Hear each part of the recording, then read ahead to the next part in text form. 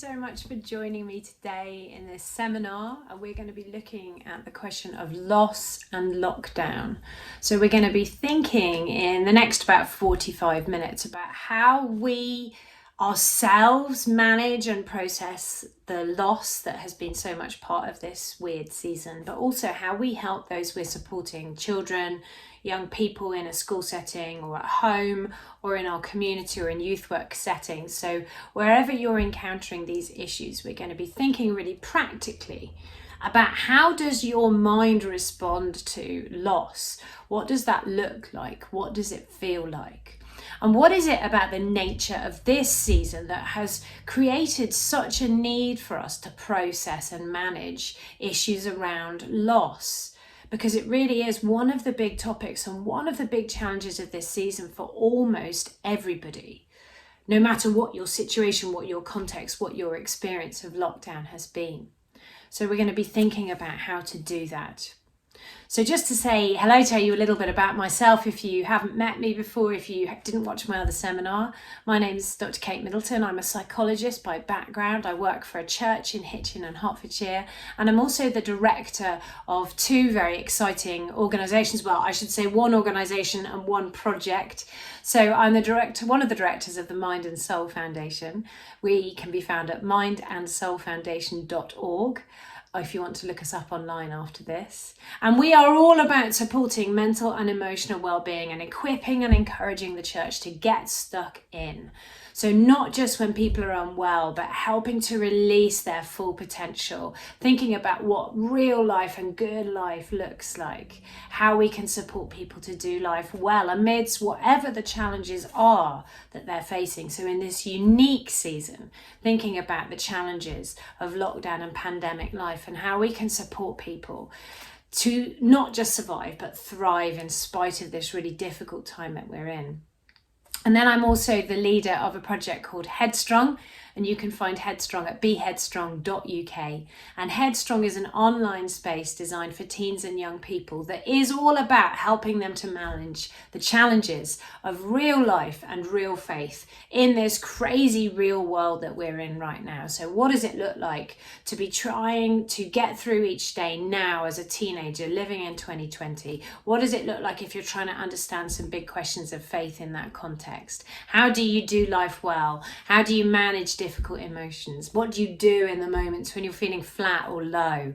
All of those sorts of things. It's an amazing space, so do go check it out. It's really designed to be viewed on a mobile phone, but you can look at it from any platform that you want. So go to it just like you would any other website, beheadstrong.uk. So let's move on and think about today's topic, which is loss and lockdown.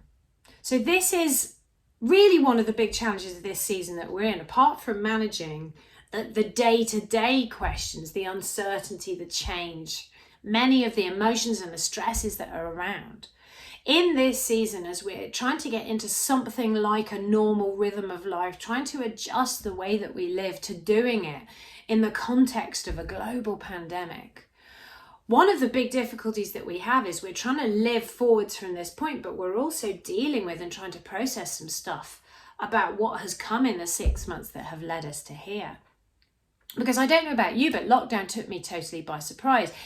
Ridiculously so, really, when you look back, because all the signs were there. And we knew from watching other countries what was likely to be coming, but I just don't think we could comprehend the reality of what that would be like for us as human beings, for our context, for our family, for our friendship groups, for our workplace. What would that mean?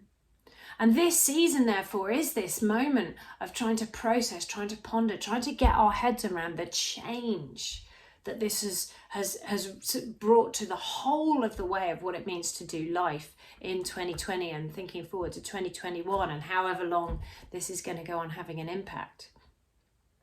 And there are so many things that in your mind are the sort of building blocks of everyday life, the reliable, foundational things that you can depend on that actually have been challenged in this moment. And so, although there may be some losses that feel more obvious, more stark, that we can understand more easily, in some ways, the wider question of processing loss comes from some of those other things.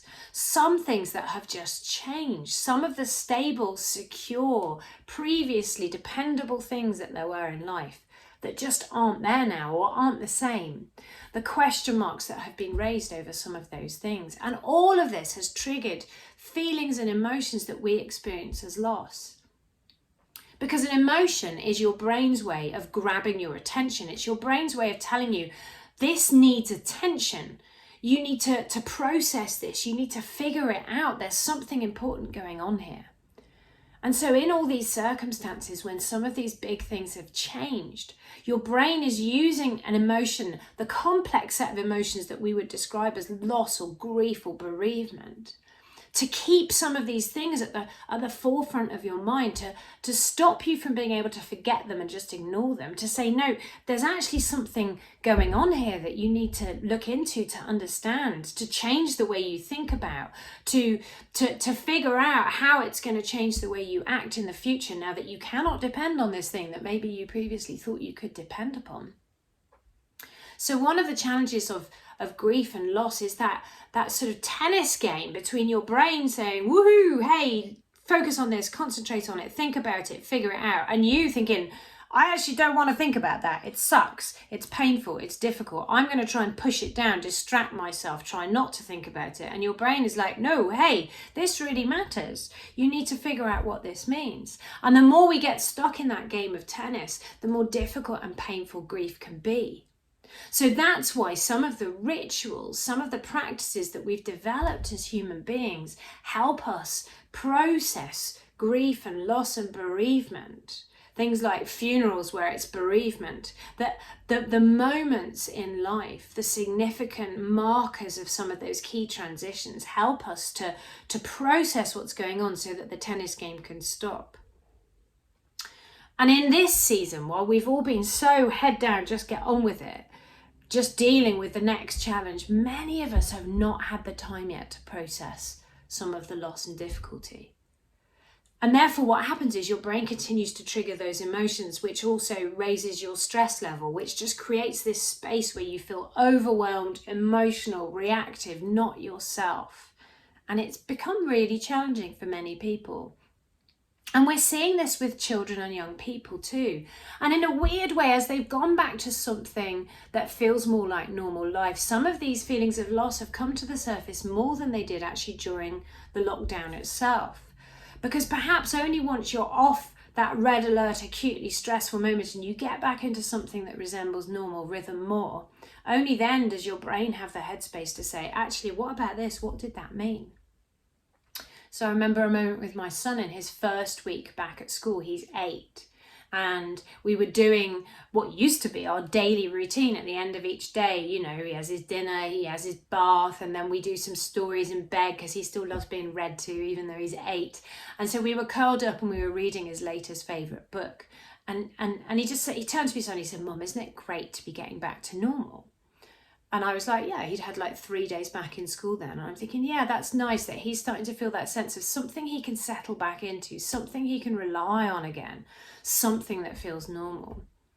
And clearly his brain's still ticking stuff over. So I didn't say anything. I just let him think for a moment. And then he just looked at me and said, Mum, lockdown was awful, wasn't it? And just in that moment, I'm so aware of his little 8-year-old brain trying to process, trying to express, trying to do some work with something. Like, what was that about? Is it over? What did that mean? Why was it awful? How did that feel? How has it affected me? You know, that one little sentence that just reveals so much complexity under the surface. And he's not been massively affected by lockdown in any greater way than any other 8-year-old kid across the UK. So that's a good illustration of the degree of loss that we're trying to support kids, young people, and trying to manage ourselves. So let me talk about 3 of those core sort of concepts that have been challenged. 3 spaces that we might have experienced loss. 3 areas that we might need to think about that maybe wouldn't immediately come to mind when you talk about a topic like this. So the first one is around you and your identity, your sense of who you are, but also how you interact with the world and with people around you, your sense of security, your sense of control and the ability to control, particularly where there's risk. Can you keep yourself and the people you love safe?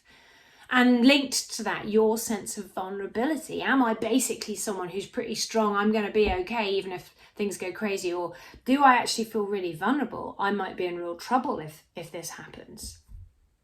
And particularly if you or someone you loved or cared for were identified as more vulnerable or in the shielding group, but perhaps previously wouldn't have felt that you were someone who was particularly at risk or particularly unwell or particularly vulnerable, that's a huge challenge. It's a big change.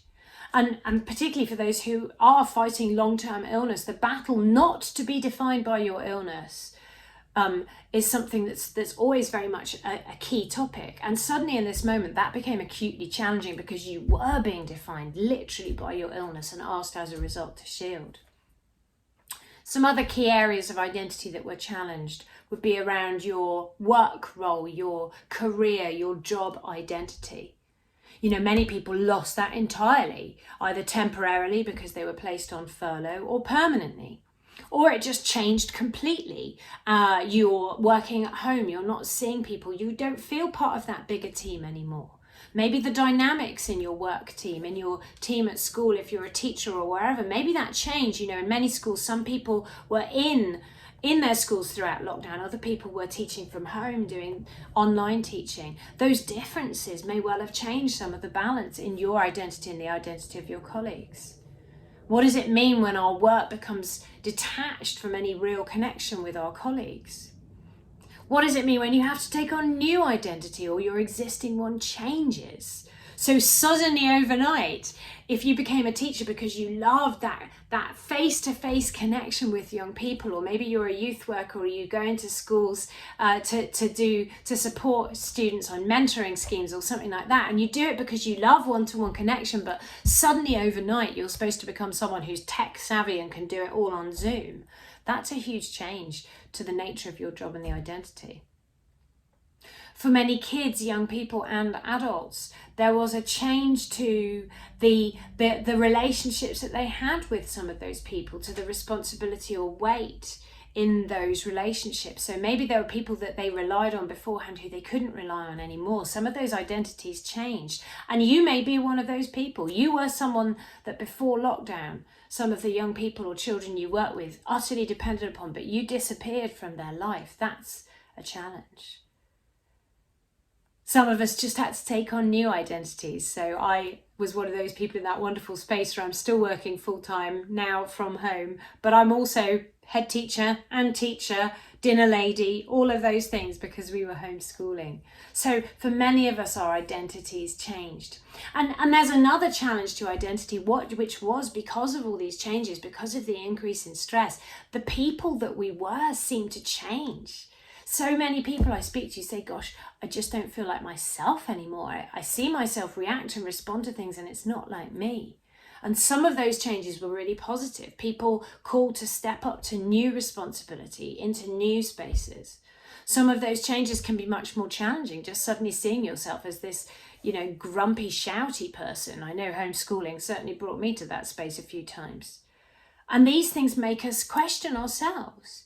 If you're used to being fairly stable and not super emotional, but suddenly you saw yourself reacting really emotionally, really reactively, you might feel that in a much more challenging way, and something about the core of how you understand yourself.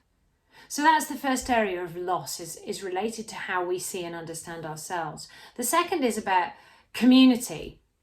So community is your friendships, your relationships, your family, your workspace, everything that sits in your sort of wider support structure. And the losses to community were particularly tough, the greater isolation that you felt you suddenly found yourself in. So if you lived alone particularly. But it's not just the starkness of the isolation. That in itself is difficult. Just living month after month, not seeing people is tough, even if you have loads of friendships and connections. But for many people, it was the combination of that change in a context that really challenged their understanding of some of those friendship and relationships. So if you felt that you were surprisingly easily forgotten by people who you would have thought might have wanted to stay in touch with you, that's particularly hard because it challenges your identity. It challenges your understanding of those relationships. What do you do when there are people who you thought you would always do life with, who would always be there for you, who you would never be separated from, who suddenly were only available on the end of a phone? Or maybe because of the way they reacted and responded to lockdown and the way that you reacted and responded, or just the differences in your situations, that meant that actually friendships have been placed under real pressure. What happens when you suddenly become aware that if crisis hits, there's no one you can call on, you're on your own? Does that mean you shouldn't rely on people anymore, that you should become completely independent? What about the friendships that you feel just just fell away in this time, that just got lost? The ones that were just about people who you happened to see in work, crossing in a corridor or meeting over the kettle when you were making coffee in break time. And yet, when lockdown happens, they're not like top of your friendship list, so you've not stayed in touch with them. What does that mean about those friendships? So you can see that in this area, there were some big challenges to our sense of community, our sense of connectedness. And there were, of course, for some of us as well, the stark, the brutal challenges of loss and bereavement. Either because of loved ones or family members who became ill with COVID and very sadly lost their lives to the virus, but also because of so many other bereavements, that the natural bereavements that will happen in any 6-month period, but were so different in this season. People who were whisked off into hospital in the back of an ambulance, and then their loved ones couldn't be with them until they got the call to say that person had passed away. People trying to do those last conversations via FaceTime on an iPad held next to someone's bed. The loss of funerals and those human rituals, the gathering around someone's bed in their final hours. No hugging, no touching. Many of those key moments lived alone instead of community. And sometimes some extra anguish. I know in this season I've supported a few families where there have been bereavements that perhaps if it wasn't for 6 months of lockdown, illnesses or situations would have been picked up. So people who have had to deal with bereavement, but also a sense of regret and if only and what if, which is so hard. So community and relationships is another key area many of us are dealing with loss in. And perhaps those human connection losses are some of the most acutely difficult to deal with because it's so intrinsic in our DNA to need other people, to need connection. None of us were designed to do this on your own.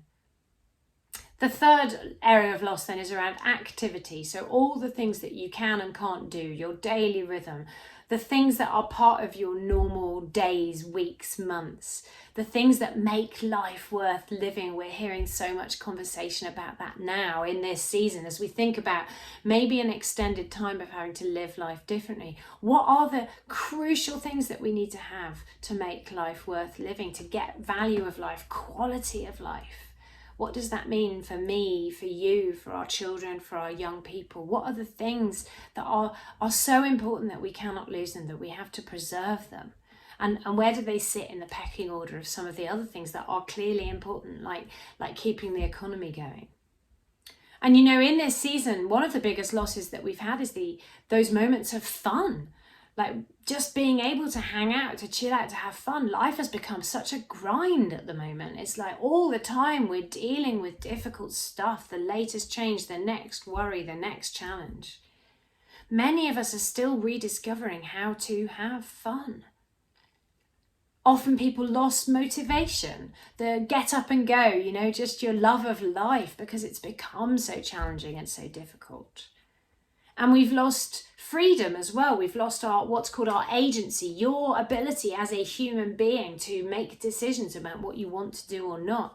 Many of those decisions are being made for you now. You know, we've got the rule of 6 just introduced, and so many of us are having to do the maths, thinking like, gosh, well, we're a family of 4 in my household. So thinking, well, gosh, that That's quite a big limit then, unless we like kick out a couple of our families so that we can have some other people around. We've got to think about how do we do those things. We can't just do them anymore. I heard somebody on the radio this morning talking about how for a generation life has ceased to be spontaneous, and how big a challenge that is for their generation. They were talking as a 20-something. But that's something that we've all lost, the ability just to decide what we want to do. So loss is everywhere, and it's a hugely complex issue. And for me as a psychologist, as I say, I'm aware that one of our big challenges in this season is how do we respond to all those losses? How and when do we process them? Because the need to process as part of our response to loss is absolutely key. It's literally a restructuring of your brain, understanding and trying to figure out how we live life forwards from this moment. And that's so key in how well we can do the next season. If we get pushed into it and thrown into it without the chance to process, we will always feel that sense of anxiety, that sense of keeping up, because your mind likes to figure these things out, to have those building blocks to build life on, to feel secure. So we've got to figure out some important questions. Are there key things that we used to believe about the world that now we have to recognize are not true? We actually can't control all risk. We cannot keep all of our loved ones safe from everything. There are some key things that we need to change our mind about and figure out what does that mean going forward. And we need to think about how long-term are these changes likely to be, and what does that mean for how we do life. And allowing yourself the space to process and express the feelings linked with this complex area of loss is so important in that. There's a guy called Dr. Roger Baker, and he's a psychologist and expert in the field of emotional processing. And he says this, he says, facing feelings ultimately reduces the disturbing power of those emotions, opening the door to healing. Shutting the psychological gates can cut off the flow of feeling and hinder any effective understanding and resolution. So where we face difficult, painful stuff that has caused us to recognize that we have lost things, the quicker we can do the cognitive and psychological work, the emotional work of processing that stuff, the quicker we can then move into a space where that ceases to be an everyday pain that we're carrying. If we need thoughts and feelings to go away, the only way to do that is not to suppress them, because they'll keep bubbling to the surface as your brain tries to force you to do this work. It is to process them. And this, of course, is what we call grief, giving yourself space to do that. So what does grief look like? Let's just pause for a moment on that topic. What is grief? And you may well have heard of people talking about the stages of grief. I was talking to someone last week who'd phoned saying, oh, they needed to, Kate, I need to have a chat. So I made some space and we did a phone call. And basically, right at the beginning of the call, they were like, I just need to warn you that I've moved on in my stages of grief and I'm now at anger. So I need to shout for about half an hour. Is that okay? So I'm like, yeah, that's absolutely fine. And basically that is what they did. They did then just vent a load of frustration and anger. And actually, that's a really healthy recognition of something that's going on in that moment of time for that person's life. And you'll have heard of people talk about, like they did, the stages of grief. And there are definitely different stages that we go through where one or other emotional feeling or challenge may feel like it's come to the surface and is the key challenge of that moment. But let's be really clear. The idea that those things happen in a key order or involve key stages that everybody goes through actually is not as true as it was originally thought to be. So the order and timing of what you may experience as a result of your personal package of loss that you're dealing with right now, or the young person that you're supporting, or the kids in your household, or whatever the context is, they will vary massively. There may be some emotions that you don't experience at all, whereas for someone else, they're a really big problem. One person might be furious, the other devastated, the other feeling just totally flat and quiet. So grief is very influenced by who you are. Are you a very emotionally expressive person, very external? Those people are likely to experience grief quite outwardly, to need spaces they can vent, share, talk it out. Or are you very internal, much more quiet, more withdrawn? For many of those people, grief is something about just not feeling like seeing anyone, retreating into your own headspace. So you need to think about yourself and give yourself the freedom to express, to process, to experience this moment of loss in whatever way works for you and the people you're supporting. And perhaps where you're seeing reactions that feel awkward, that feel difficult, that feel inappropriate, you can ask a question about why for that person is it being expressed in that way? Is this actually really in keeping with the sort of person that they are? So grief is shaped by who you are. Grief is also shaped by how you are, though. And in this moment, with so much else going on, processing grief and loss, it takes such a lot of energy, and it's very difficult in moments when your mind is still in overwhelm. So particularly grief that comes post or associated with trauma, that's one of the challenges. In that moment, straight after something traumatic has happened, actually, most people feel a lot less than they think they're going to feel because their mind is just overwhelmed and exhausted. In this season, for some, it's been one of high demand and stress. I'm very aware that there may be some people watching this who are senior leadership team in school settings, or who are working in professions where they've been very frontline, or where things just haven't stopped. Many of those of you who work in church spaces will have not stopped yet. I'm, as a psychologist, I've got some leave booked in a couple of weeks. That will be my first leave for 7 months. If you're in that position where this has been a season of high demand, high stress, relentless challenge, and just exhausting levels of work, your space and energy to process your grief and loss is going to be much more limited than some other people. So I just want to say, if that's you, don't rush this. Don't feel forced to talk if you're not ready. Think about maybe what you need right now most in order to process loss and grief is just space, rest, time off, and then you'll create the space and ability for your mind to do that. Some of our children and young people are in the same space. And I'm talking to people who are concerned for children and young people, who are understandably quite antsy to say, what shall I do to help them process this? And sometimes my answer is, right now, nothing. Let them just have a few weeks of something. Hopefully, if the situation in your area remains relatively stable, something that's a bit more normal. Create as much normality as you can. Create moments of fun and relaxation and rest for them. Watch some good movies, chill out with them, kick a ball around. Maybe now isn't the time yet to do the intense work, the thinking, the talking, the processing. So think about how tired you are. Do you have capacity right now, or does the person you're worried about have the capacity and energy right now to process and deal with their grief? Remember, when you are in that space of overwhelm, when you're exhausted, your brain literally turns down the bit of your mind that does rational thought and analysis. So if you try and do it too soon, you'll just find it really, really hard. And also, your emotions are much closer to the surface, and your capacity to hold and deal with those emotions well is really limited. So if you try and do this too soon, it has the potential just to go horribly wrong and make things much harder instead of helping you to move into a better space. So take your time. And the third thing that grief is shaped by is where you are. So again, grief needs space. It needs space to be able to express as well as process. It needs you to be able to be self-centered for a moment, to think, to pause for long enough to connect with your own feelings, to think, how am I feeling?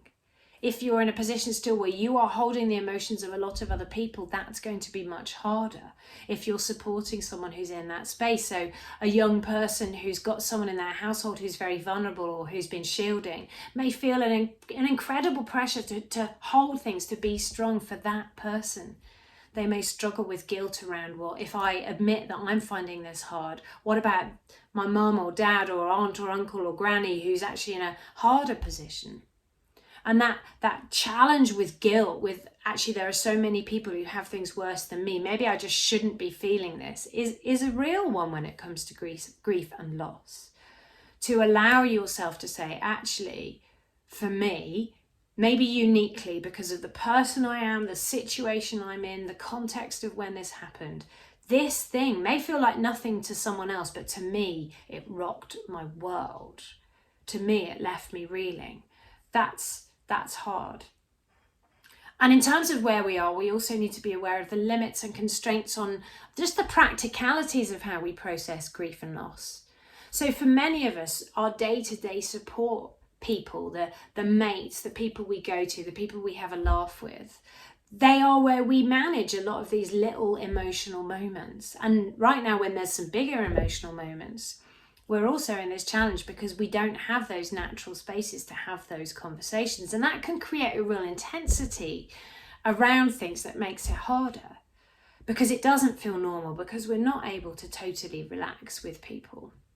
So sometimes we need to think about practical things that we can do to create the space where maybe at some future point that might become somewhere that loss and grief can be processed, but not to place too much pressure on. And again, I'm thinking for those of us who have relationships with children and young people here. And maybe what we do is we create a space where we see them every week. And that might be just to go for coffee or just to kick a ball round or whatever. And what we're doing is we're creating a space that has the potential to become significant, but there's no pressure. So think about potential but not pressure, because that's really important. Just creating space and possibility without making ourselves feel like there's something we should be doing. Grief runs to its own time schedule, and that time schedule is influenced by so many other things that are going on, like I've just been saying. So in terms of what grief is, let's accept that the order and the timing and the nature of grief is an individual journey, and it's shaped by circumstance. It can be changed, especially in this sort of season, at a moment's notice by something that changes. If we get thrown into another lockdown in the area you're living with, that may change in a moment the opportunity to have some of these spaces, and we need to be really creative and adaptive in how we respond to that. But let me tell you 5 things that are often part of a grief reaction. And remember, as I go through this, these are 5 things that can happen in any order, in no order. They can all flare up and down slightly unpredictably. Some or all of these things may be part of your grief or loss experience for any one individual, but some of them may never happen for some of us. So grief can take us by surprise, sometimes because of what it does involve, things that we never thought it would, or sometimes because of things that, frankly, it doesn't involve, and actually things that we'd always assumed would be part of grief, but aren't. And sometimes we can fail to spot that something is about grief because it's expressing itself or being seen in an unexpected way. So number 1, perhaps the most obvious, is sadness. And this is probably what we expect to see as part of grief and what we often think is a healthy expression of grief. Sadness, crying, that sort of space. But perhaps the most important thing to note about sadness is that actually you might struggle to feel it. Or you might be surprised how difficult it is to connect with your sadness. To be able to express sadness requires a sense of real security and safety. And in this season where security and safety are not the things that we could always rely on previously, sadness is harder than you might think to allow yourself to experience. So if we want to help someone to express and process sadness, what we need to do is create safe spaces where they can do that. And sometimes they need to be really boundaried spaces. Sadness is perhaps the most difficult emotion in terms of when we're sharing grief with people who we love, with friends and family, because we worry about the impact that our sadness might have on that person. So in situations where sadness is a really strong element, sometimes therapeutic spaces that are really boundaried and safe can be very, very valuable. But remember as well that when your brain is on that emergency setting, part of the boundaries your own mind places is to shut off feelings of sadness, because it's about helping you keep going in the everyday. So don't be alarmed if you're struggling to connect with sadness. At the same time, be aware that sometimes it can catch you unawares. Surprising things trigger our sadness. Moments that we didn't think would be as sad as they are. Things that are poignant, something someone says, a smell that reminds us of somebody who we've lost, seeing something that reminds us of something we used to do but can't do anymore. Sadness can flare up almost out of nowhere. Okay, number 2 is anxiety. Now this is a really interesting one Because anxiety is like your brain's smoke alarm. It's telling you something significant might be going on in the world around you. Something might be about to happen that's bad. You might need to deal with something, stop something, prevent something. And in this season, we have lost things that really matter to us, almost with no notice, with no warning. Our minds have become very twitchy and much more anxious, and that's normal. And actually, post any type of trauma or loss, it's normal for your brain to become more twitchy with anxiety than it used to be, because it is literally saying like, hang on, could this happen again? Could something else really important get lost with no warning? Is everything much more vulnerable than I ever thought it was? And in this season that you're trying to process some of those bigger questions, anxiety, therefore, is more common. So don't be surprised by this. Don't be freaked by it. Don't be fooled by it. This is a short-term change. It's part of the increase in stress level that loss triggers, as your brain just has to do much more work to figure stuff out. And it's part of the normal adjustment. As your mind settles down and gets used to things, it will change and go back to something that's more normal. Right now, you're just going to be a bit super sensitive. It's like when your smoke alarm goes off every time you put toast on. The only real reaction that we need to learn in that season is the emotional equivalent of the smoke alarm dance. You know the smoke alarm dance, right? When it goes off and everybody in the house grabs something and does this. It's how do I reset my anxiety alarm when it's gone off in moments when actually it's okay. This isn't a threatening situation. There isn't anything I need to do here. How do I manage a season where my mind is more super sensitive than normal? And some of this will resolve as you do the processing, as you do the talking, as you do the adjusting. But expect a bit more anxiety than normal. And don't be panicked by that. It isn't a sign that you're going crazy or that you've become basically unstable. It's just part of the journey. Number 3 then, and remember, these are not in any order. These can all happen in any order at any time. But number 3 is anger. And it is natural to feel anger in this situation. You know, you've lost things. It's not fair. There are some basic injustices about this. This flipping virus that has destroyed your life, that has changed the lives of so many people, that is destroying our culture. It's okay to be angry. But the interesting thing about anger is how quite often it's expressed in places that aren't actually the spaces that have triggered it. So we're angry with one thing, but we can't yell at a virus, so we yell at somebody else. We yell at the politicians, we yell at the radio, we yell at the annoying person on social media who's just said something stupid. We yell at our loved ones, even though it's not really their fault. Sometimes other emotions can come out, can be expressed as anger, particularly in children and young people who find emotions in general much more difficult to manage. Their maturity, their understanding, their literacy to discuss and talk about their emotions is not fully developed yet. And so particularly in younger children, sometimes emotions like anxiety and worry come out as anger, frustration, even tantrums, reoccurring in children who are old enough that they had previously grown out of them. Or just for us too. You may well have had moments yourself where you just feel really grumpy. And sometimes the exhaustion, the overwhelming, the relentless nature of loss, grief, of this complex moment can make us all just quite shouty. So dealing with anger is about finding healthy and appropriate ways to express it, but also recognizing it. You know what? Maybe it isn't that everybody in the world around you is deliberately trying to annoy you right now.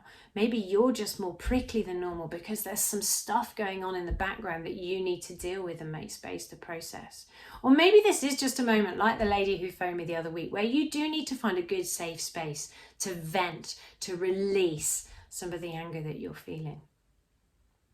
Okay, number 4 in my set of 5 is good stuff. Joy, laughter, fun, happiness. Now, it may sound really weird that I'm talking about those things as part of grief. But it's really important that we recognise that those things can be part of a season of processing and dealing with loss. And it's actually really important that we make space for them because you need good stuff still in your life. It is about life not being relentlessly awful in this season of processing something difficult.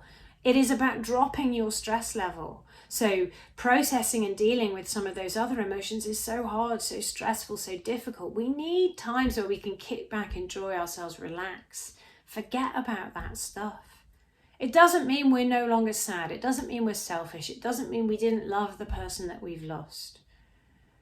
Remember, your brain isn't binary. It tries to simplify the world as though it was one thing or another. Either you're dealing with loss or you're not. Either you're happy or you're sad. But the truth is those two things can exist at the same time. You might be dealing with terrible loss and some really difficult circumstances, but still have moments where you can, if you look hard enough, find joy, find happiness, even find something to laugh about.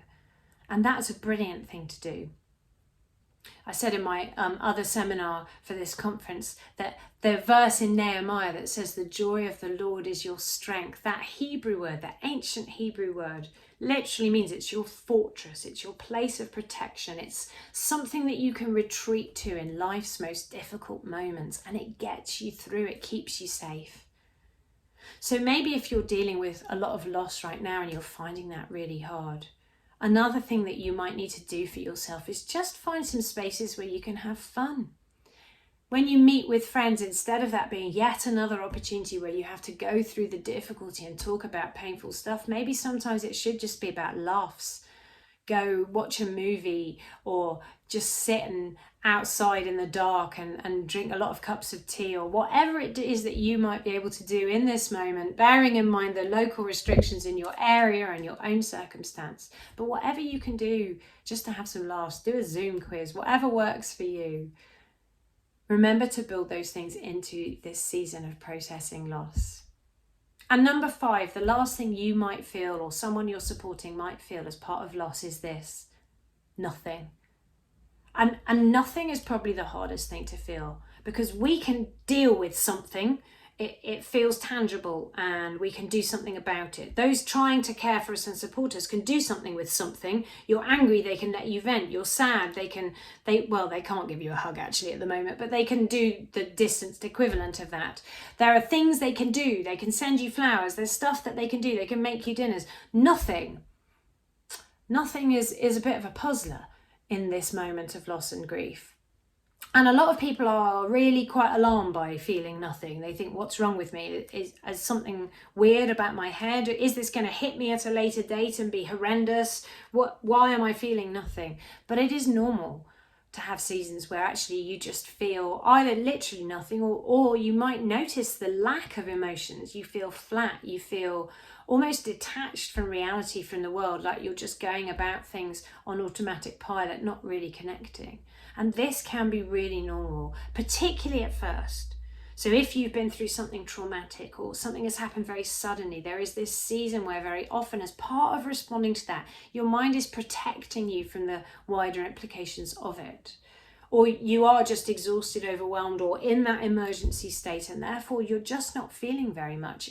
It can be a sign that you need a break, that you need a rest. It doesn't mean you don't care, or that those other emotional reactions aren't there somewhere. But it is a sign about where you are in that moment.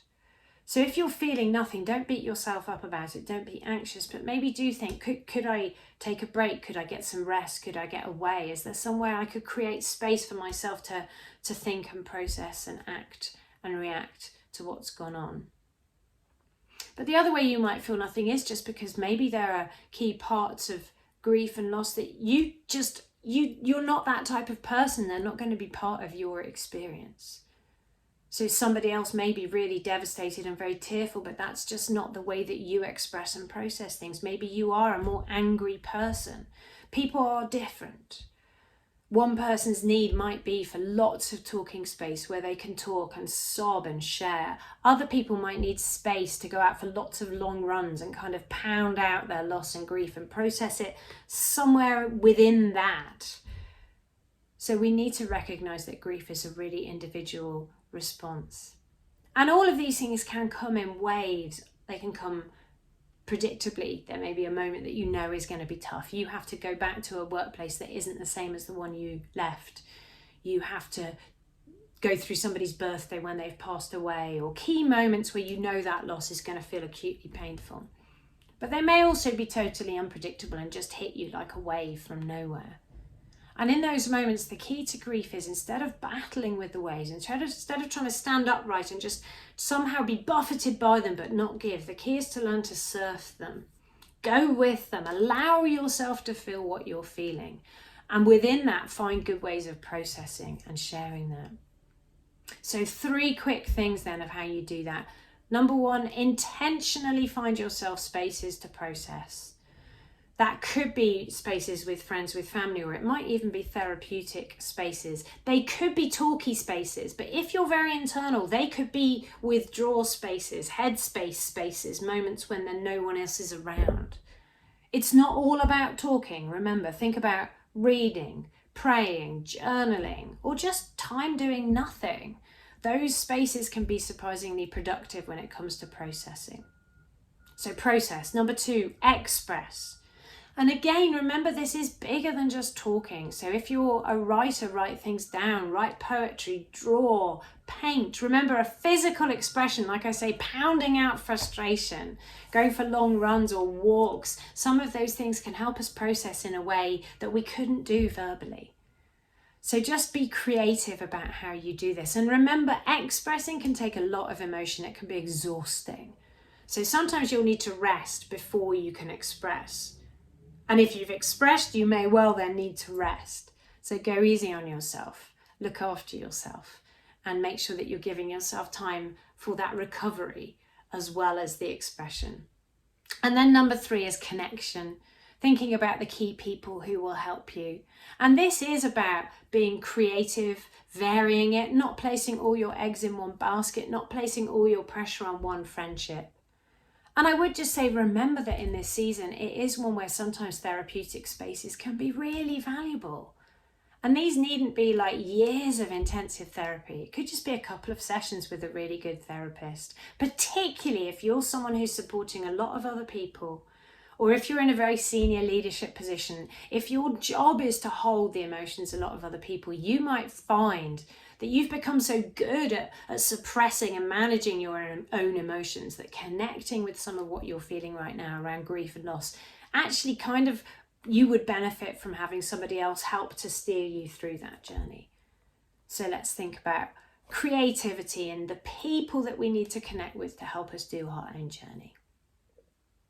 So I hope that has helped to explain a little bit about this complex area and expand our understanding of it beyond just thinking about bereavement, but also think about the practicalities of how we do loss, how we help ourselves manage loss.